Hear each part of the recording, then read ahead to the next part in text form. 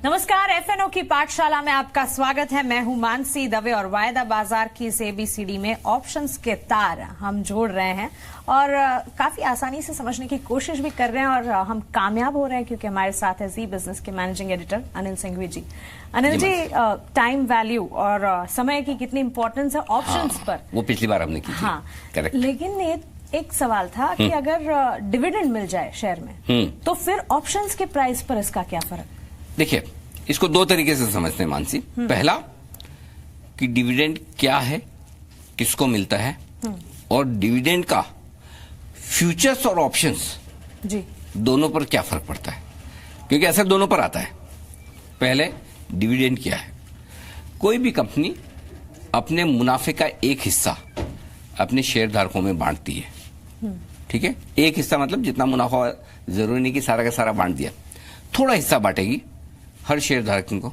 जिसके पास जितने शेयर हैं उस अनुपात में से वो पैसा मिलेगा जी। उसे हम कहते हैं डिविडेंड, ठीक है। डिविडेंड आमतौर पर कौन सी कंपनियां देती है? जो कमा रही हैं, हाँ। जिनके पास पैसा है ही नहीं, कमाई तो कहां से डिविडेंड दोगे?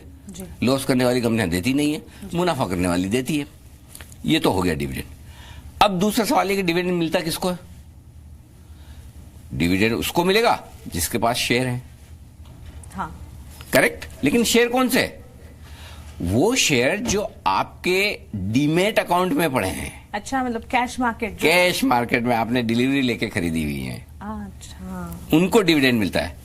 कब मिलता है? डिविडेंड की एक डेट होती है, इनफैक्ट दो डेट होती है। एक डेट होती है एक्स डेट, यानी कि उस डेट के पहले पहले तक आप शेयर खरीदें तो आप डिविडेंड के हकदार हैं। समझिए, 1 जुलाई किसी शेयर के लिए डिविडेंड की एक्स डेट है, तो 30 जून तक आपने शेयर खरीदे तो आपको डिविडेंड मिलेगा। 1 जुलाई से उस शेयर का दाम कम हो जाएगा। कितना कम होगा? जितना उस शेयर में डिविडेंड था। क्लियर है? डिविडेंड मिला तो शेयर में उसके दाम कम, उसके कम हो जाए, क्योंकि जिनके पास वो शेयर था उनको डिविडेंड मिलेगा ना, तो एक्स डेट ही होगी। फिर आती है दूसरी रिकॉर्ड डेट। रिकॉर्ड डेट का मतलब है कि ये वो डेट है जिस दिन अगर आपके अकाउंट में शेयर हैं तो आपको डिविडेंड ऑटोमेटिकली आ जाएगा।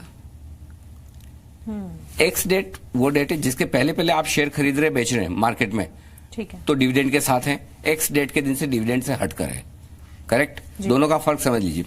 और रिकॉर्ड डेट मतलब ये उस दिन आप शेयर होल्डर हैं कि नहीं, उस दिन आप शेयर होल्डर हैं, जितने शेयर आपके डीमेट अकाउंट में रिकॉर्ड डेट के दिन है, तब फिर हकदार है, तब आप हकदार हैं, आपको डिविडेंड आ जाएगा। ये बात हो गई कैश मार्केट की। तो डिविडेंड तो कैश मार्केट में मिलता है, डिलीवरी पर मिलता है। तो अब फ्यूचर्स में क्या होगा? तो पहले फ्यूचर्स बता दूं आपको जी, फिर ऑप्शंस पे आएंगे। फ्यूचर्स में कोई डिविडेंड नहीं मिलता, ठीक है, क्लियर है? क्यों नहीं मिलता? वहां आप इन्वेस्टमेंट थोड़ी कर रहे हो। जब आप फ्यूचर में ट्रेड कर रहे हो तो क्या कर रहे हो? 3 चीजें, ट्रेडिंग या स्पेकुलेशन, हेजिंग यानी कि आप रिस्क जोखिम को कम करना, या आर्बिट्राज, एक एक्सचेंज से लेकर दूसरे में बेचना करना, वो फायदा उठाना। ये 3 ही तरह के काम होते हैं वायदा कारोबार में जी। ये तीनों ही तरह के काम को इन्वेस्टमेंट नहीं माना जाता। और अच्छा, और आपकी पोजीशन है वो कैसे पता चलेगा कंपनी को? कंपनी तो ये देखती मेरा शेयर होल्डर कौन है, जो मेरा शेयर होल्डर उसको हम डिविडेंड देंगे, है कि नहीं? तो अगर फ्यूचर्स में मैंने निवेश किया, ट्रेड किया है, हाँ, तो मैं शेयर होल्डर नहीं हूँ। कितना आपको समझ में आएगा कि फ्यूचर में निवेश नहीं करते? एक बार आपने मुझे बताया था कि निवेश तो बिल्कुल नहीं करना नहीं है, ये निवेश है ही नहीं, ये निवेश है ही नहीं। ट्रेड बिल्कुल सही शब्द है।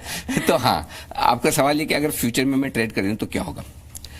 जितना डिविडेंड है, समझिए हीरो मोटोकॉर्प, उदाहरण के लिए उसका भाव चलता है 2000 रुपए और 50 रुपए डिविडेंड है। अब होगा क्या? अगर हीरो मोटोकॉर्प का कैश मार्केट में भाव 2000 रुपए चल रहा है, तो जैसे इस डिविडेंड का लोगों को पता चलेगा या अंदाजा भी लगेगा, तो ऑटोमेटिकली फ्यूचर का भाव उतना कम हो जाता है कैश के मुकाबले में। तो स्टॉक आपको 1950 1960 के आसपास ट्रेड करता हुआ नजर आएगा, डिविडेंड अमाउंट को एडजस्ट करके। अच्छा, क्योंकि वायदा कारोबार के ट्रेडर के लिए उस शेयर की वैल्यू डिविडेंड को हटाकर है, उसको तो कभी जिंदगी में मिलने वाला नहीं है डिविडेंड। तो इसलिए वो क्या कहता है, जो कैश मार्केट वाले जो इन्वेस्टर्स हैं उनको जो डिविडेंड मिल रहा है उससे मेरा क्या लेना देना, मुझे तो मिलेगा नहीं, इसलिए मैं डिविडेंड हटाकर जो भाव है उसी पर ट्रेड करूंगा। अच्छा, और वो इम्पैक्ट दिखता है। हाँ, तो ये कब आता है इम्पैक्ट? ये दो वक्त आता है। एक तो जैसे कंपनी ने डिविडेंड डिक्लेयर किया उस वक्त तो सबको पता है, पूरे हिंदुस्तान को जी, कि डिविडेंड आ रहा है, इतना आ रहा है, तो ऑटोमेटिकली कैश मार्केट की प्राइस ऊपर होगी, फ्यूचर्स की प्राइस नीचे हो जाएगी। लेकिन आपको क्या लगता है, फ्यूचर्स में ट्रेड करने वाले कम समझदार लोग हैं, ज्यादा ही है वो। हाँ, ज्यादा ही है, होशियार नहीं है, डेढ़ होशियार है। ठीक है ना, तो वो पहले ही अंदाजा लगा लेते हैं, उनको सब पता रहता है कि कौन सी कंपनी कब डिविडेंड देती है, अंदाज से कितना डिविडेंड देती है। अच्छा, डिविडेंड देने के भी वक्त लगभग सेम होते हैं, तो उस अंदाजे के बेसिस पर, या जिन लोगों को पता है कि ऐसा डिविडेंड आने वाला है, तो पहले ही फ्यूचर के दाम उसको एडजस्ट करना शुरू कर देते हैं, पहले ही कम होना शुरू हो जाते हैं। तो ये आपका फ्यूचर का, कैश और फ्यूचर का फर्क समझ में। जैसे जानकार कभी कभी कहते हैं कि अब डिविडेंड आ सकता है, डिविडेंड आने वाला, आ रहा है, भाव में दिखा रहा है। जब फ्यूचर के भाव नीचे चले कैश के मुकाबले में, तो समझ लीजिए या तो डिविडेंड आने वाला है या बहुत ज्यादा शॉर्ट पोजीशन बनी हुई है। दो से तीसरा कारण नहीं होता।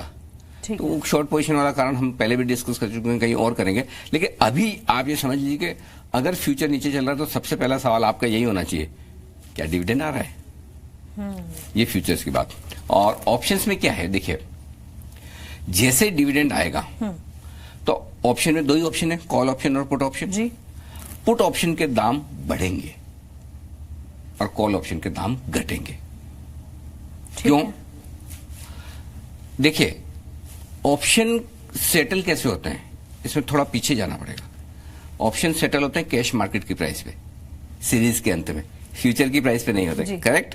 तो कैश मार्केट की प्राइस अगर ऊपर है और फ्यूचर की प्राइस नीचे है, डिविडेंड आ रहा है, मतलब बाद में भाव कम होगा ना। हाँ। जैसे डिविडेंड निकला तो कैश मार्केट का भाव कम हो जाएगा, फ्यूचर का तो पहले ही कम हो गया, कैश का कम होगा, तो फिर दाम किसका बढ़ेगा? पुट ऑप्शन का। ओके। भाव नीचे जाएगा अगर कैश मार्केट का, right to sell, right to sell, भाव नीचे जाना मतलब पुट ऑप्शन का दाम बढ़ना है जी।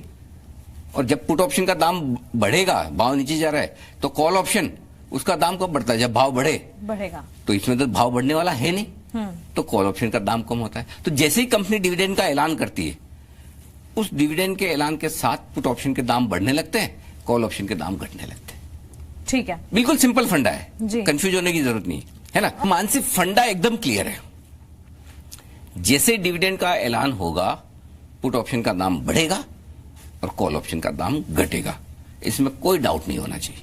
चलिए, तो कैश मार्केट में अगर डिविडेंड आ रहा है, आने की संभावना है, तो फ्यूचर ऑप्शन में इसके क्या इम्पैक्ट हैं, ये हमने जान लिया। लेकिन आगे चलकर कॉन्सेप्ट्स ढेर सारे हैं और अहम कॉन्सेप्ट्स हैं, तो आपको बने रहना होगा हमारे